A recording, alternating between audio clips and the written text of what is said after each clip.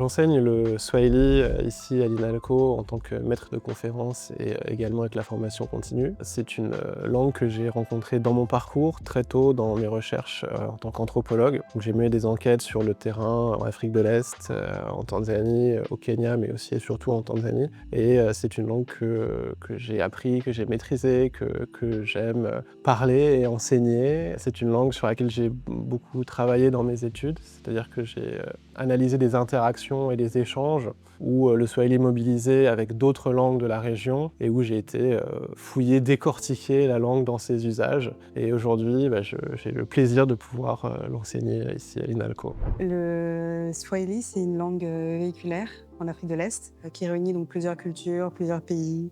Et je trouvais ça intéressant de m'imprégner de cette langue pour en apprendre un peu plus sur cette région. C'est ma première année et la progression est hyper rapide. Je pense que c'est la méthode, la méthodologie, mais également le professeur qui est particulièrement attentif à nos besoins et à l'écoute de ce qu'on dit.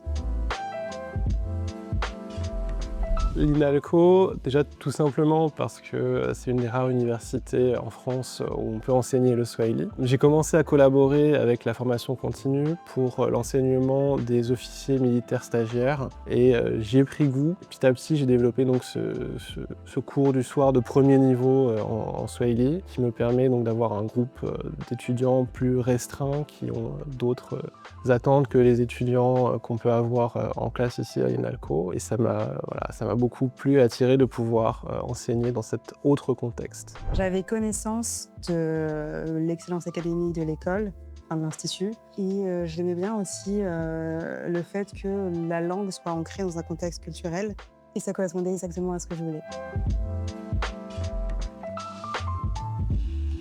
C'est de m'adresser à des apprenants qui ont tous une motivation personnelle plus poussée d'apprendre le swahili, peut-être qui dépasse un peu le cadre académique, et de pouvoir le faire dans des plus petits groupes, plus restreints, de façon à suivre une progression aussi dans tous les aspects de la langue.